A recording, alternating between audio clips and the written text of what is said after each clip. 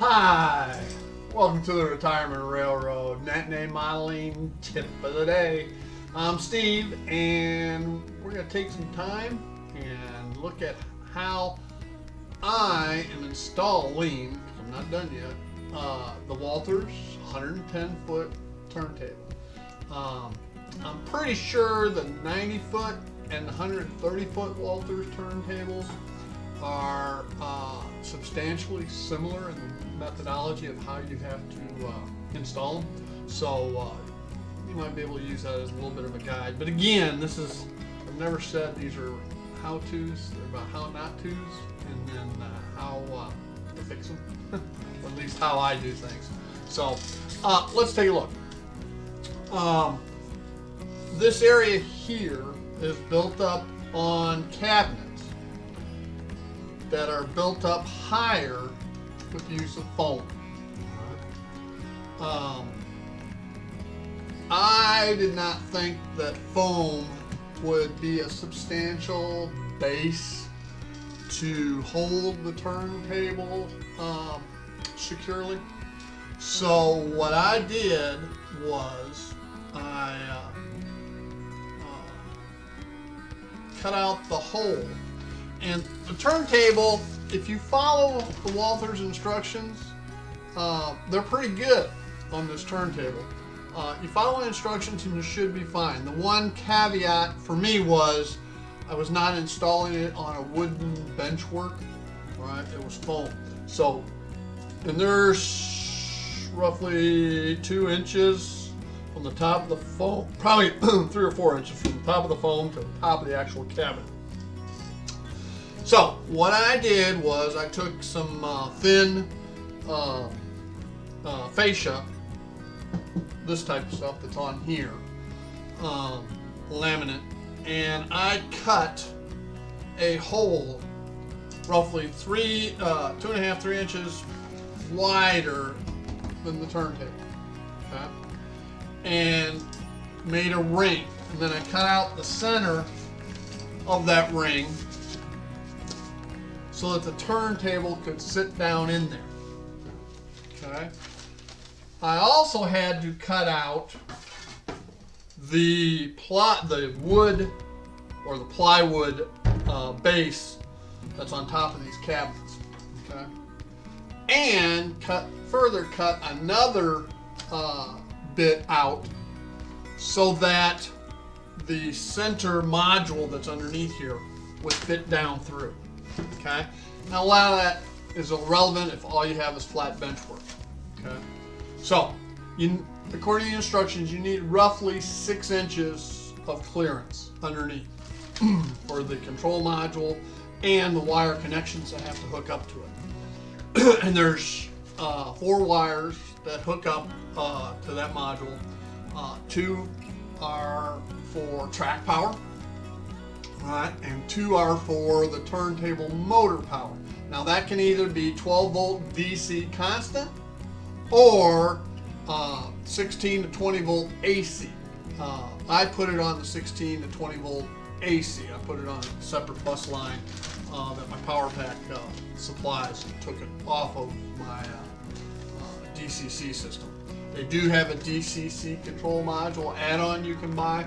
I did not think that was necessary in my case. So, and it does come with this control module, programmable, that hooks to the turntable via a 4, well, it's basically the same thing as a LocoNet wire on Digitrax. It's a telephone style jack, plugs on each end, plugs in here, plugs in there, and you can hook up additional modules if you so choose. Now, the way I have mine set up is I have 14 service tracks. All right, 1 feeder comes in off the layout, and then 14 to be able to park locomotives on. And I have 3 stall roundhouse kits coming. That won't do all of them. I don't want to do all of them. All right, that'll do 9. That's more than enough. Okay, and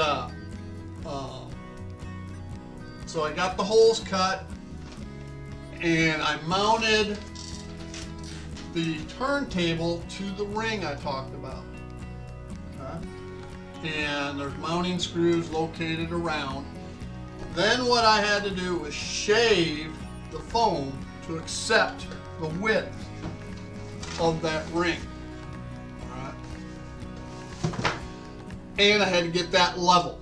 All right. Again, using a Stanley Surefine planer. Okay, that shaved the foam. Then that whole ring set down into the foam. Okay. And I used a couple of screws and my caulk, my clear caulk, to set this ring and the turntable down into the foam to secure it. Okay. Now the bridge here on the turntable is code 83 track. I use code 100 track. So I did have to modify these feeder rails and file off the bottoms so that the tops of the rails would match up between the feeder and the bridge itself. Okay? So that was one modification I did. Now, I didn't feel like making 14 more of those tracks to go around here, so I took a trip down to Gulf Coast Model Trains in Sarasota and bought some code 83 flex track and got those cut to size for what will go around the turntable. Now, as far as the wiring, I took and used some terminal blocks. I used two sets of terminal blocks, one for the positive side, one for the negative side. The positive side is right under here on the back of this. So I have one leg coming off of my yard bus line to the terminal block, and then from the terminal block, separate feeds for each one of those tracks on the positive side. Right, through these switches, one to the switch to the track, one from the block to the next one, to the next one, right, and so forth for the 14 tracks.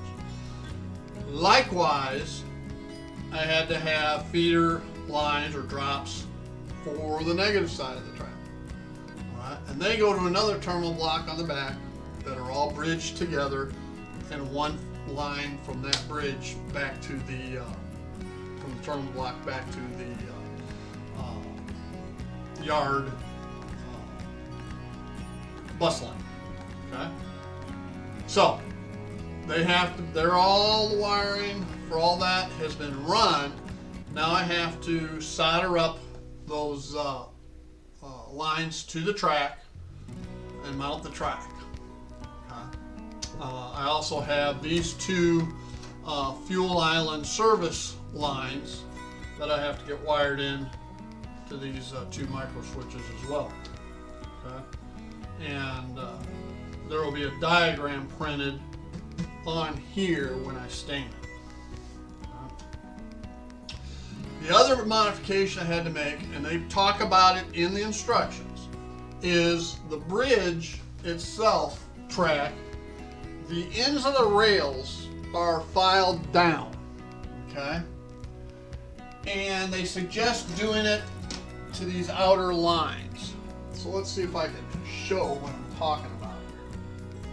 Alright, can you see, hopefully,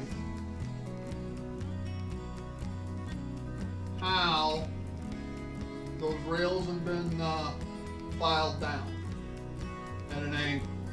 That helps the flanges direct it in case there is the slightest offset from bridge, from the bridge rail to the roundhouse rails. Okay, so all those have been filed down. The only thing left is to solder up and turn on the power. So stay tuned. I'll get that done, and then we'll do some testing prior to doing these service islands. Okay?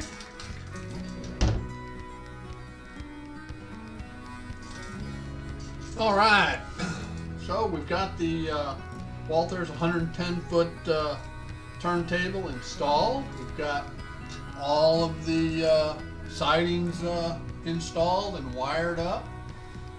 We've got a control panel down here so that we can cut the power to any one of the sidings, because we don't want engines just sitting there idling all the time.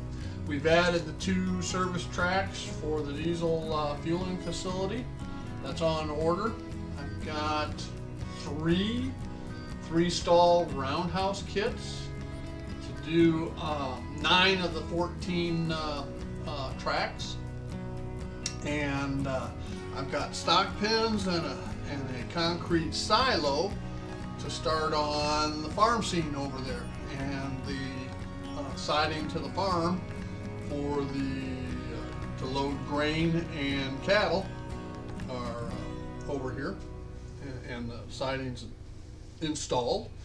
So we made great progress in the last week.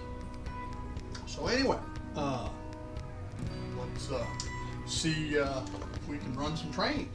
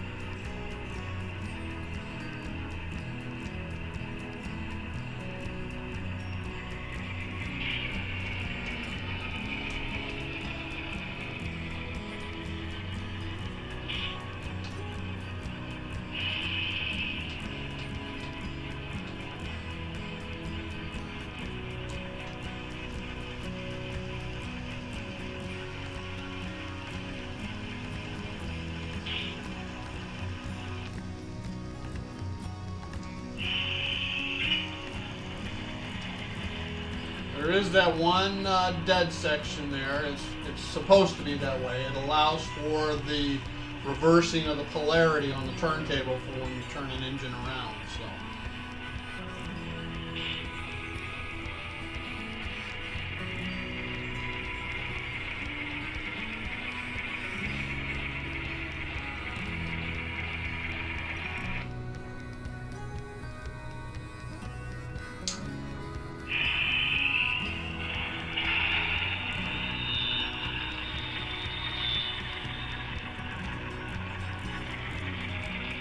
That's the farm siding.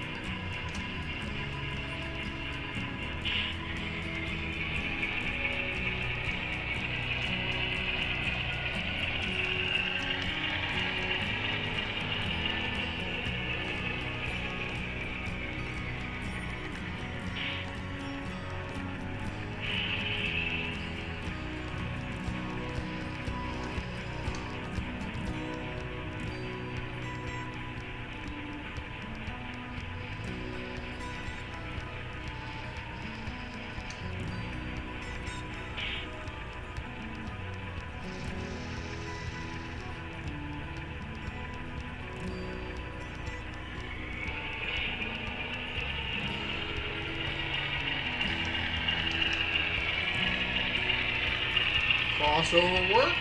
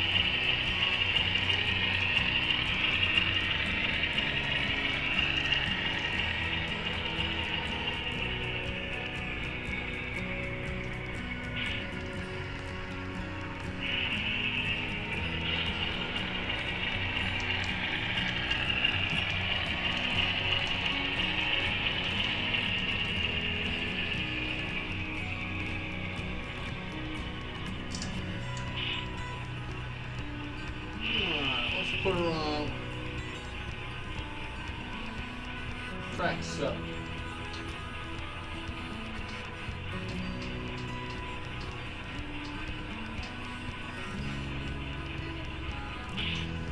Back her in.